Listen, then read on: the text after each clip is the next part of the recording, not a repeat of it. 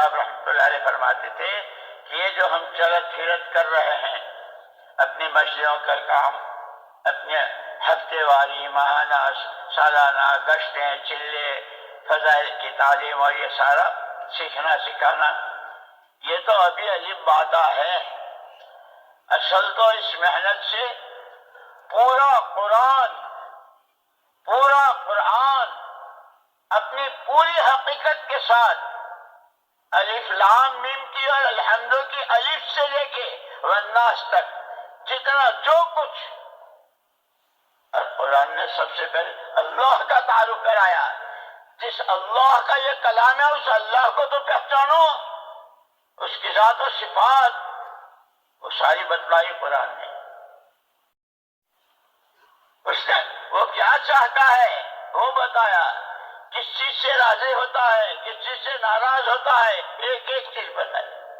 وہ قرآن حضور امت کو دے کر گئے کہ ترکت فیکم امرین، تمہارے درمیان دو چیزیں چھوڑ کے جا رہا ہوں، اگر تم نے اس کو زندگی میں جگہ دے دی تو زمین آسمان کو جائے تو 100 دفعے جائے، مشرق مغرب ہو جائے، نہ تم کہیں کسی کے ہاتھوں بک سکتے ہو، نہ کہیں تمہیں کوئی خرید سکتا ہے، نہ تمہارے جذبات اور تمہارے خیالات اور تمہاری فکریں گمراہی کی طرف جا سکتی ہے۔ ایک ہاتھ میں قرآن دے کے جا رہا ہوں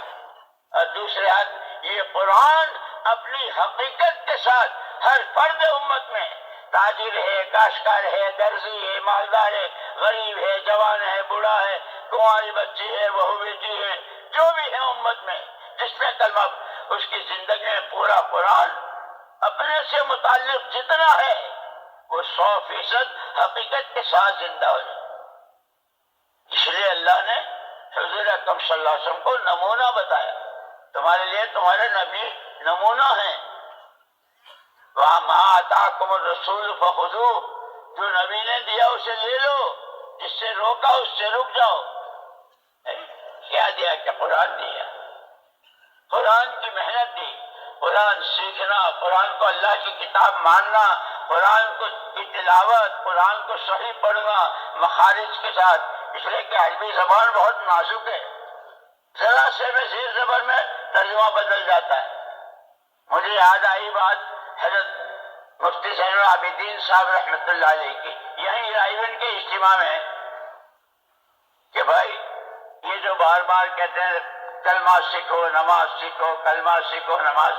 کہ نماز پڑھ رہے ہیں، مسجد میں ہیں، شہنشاہ کے دربار میں ہیں، ہاتھ باندھے ہوئے ہیں،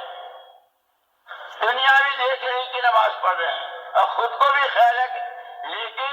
جب ویتر پڑھتا ہے اور وَنَشْكُرُكَ وَلَا نَكْفُرُكَ ہے، یہ کہتا ہے وَنَشْكُرُكَ وَلَا نَكْفُرُكَ، ایک الف چھوڑ دیا، ولا کا لام الف، کہ شکر تو کریں گے لیکن کفر ضرور کریں گے۔ فرماتے تھے اللہ کے بندو،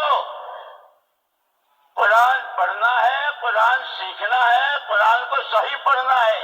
پھر قرآن اللہ کا پیغام ہے، اس کو سمجھنا ہے، اس پر عمل کرنا ہے۔ اسی لیے ہمارا جو تیسرا نمبر ہے کہ ایمان سب سے پہلے ایمان ہے، جتنا ایمان آئے گا اتنا قرآن کی طرف طبیعت چلے گی، قرآن کے حکموں کی طرف، قرآن والی معاشرت، قرآن والے اخلاق، قرآن والی عادات، قرآن والی شرم و حیا، قرآن والا اللہ کا خوف، قرآن والا اللہ کو راضی کرنے کا شوق، کہ جتنا اللہ کی ذات و صفات پر ایمان بنے گا یہ صفات پیچھے آتی چلی جائیں گی۔ اسی لیے یہ ہمارا فضائل اعمال اور فضائل ہے، یہ اس کا شوق اور امنگ اور جذبہ پیدا کرنے کے لیے، اور پھر دل فضائل کے ساتھ مسائل۔ میں جو عمل کر رہا ہوں، اب اس وقت ہم بیٹھے ہیں، ہمارے اس بیٹھنے پر اللہ ہمیں کیا دیں گے، بولنے والے کو اللہ کیا دیں گے، اس کا دھیان، کہ کیسے بولنا چاہیے، کیسے بیٹھنا چاہیے، کیسے سننا چاہیے، کہ اس کے مسائل، فضائل اور مسائل، فضائل اور مسائل، یہ ہمارا تیسرا نمبر ہے۔ اس لیے مولانا الیاس صاحب رحمۃ اللہ علیہ فرماتے تھے کہ اگر تم نے اپنی اس محنت میں چلے لگا رہے ہو، محنت کر رہے ہو، سفر کر رہے ہو، تھک پچ رہے ہو، لیکن اگر علم و ذکر کا اہتمام نہ کیا تو مجھے اندیشہ ہے کہ کہیں تمہارا نکلنا آوارہ گردی نہ بن جائے۔ اللہ میری آپ کی حفاظت فرمائے۔ اس لیے میں نے عرض کیا دوستو کہ اللہ نے اپنی قدرت سے اس انسان کو پیدا کر کے اپنی خلافت کا جوڑا پہنایا، اور اس کو جو کچھ اللہ نے دیا ہے وہ ضائع نہ ہو، وہ اس کے لیے وبال نہ بنے، اس کی آخرت بنے۔ اس لیے کہ وہ اصل ہے، آخرت کا معنی ہے بات کہ اس کے بعد کوئی اور دنیا نہیں ہے۔ اور پھر یہ بھی بتلا دیا حضور نے کہ آخرت میں دونوں میں سے تیسرا کوئی گھر نہیں، یا جنت یا جہنم، یا جنت یا جہنم۔ المال لا مال لمن لا مال، جس کے پاس مال، گھر اس کا نہیں، اس جنت یا دوزخ، دو گھر ہیں بس۔ اسی کی تیاری کے لیے مختصر سی زندگی، اس کی رہبری کے لیے اللہ نے نبیوں کو بھیجا، اور اپنے پاس سے کتابیں سب سے اخیر میں حضور پاک صلی اللہ علیہ وسلم کو بھیجا۔ اتر کر حرا سے، آپ تو حرا میں عبادت کیا کرتے تھے،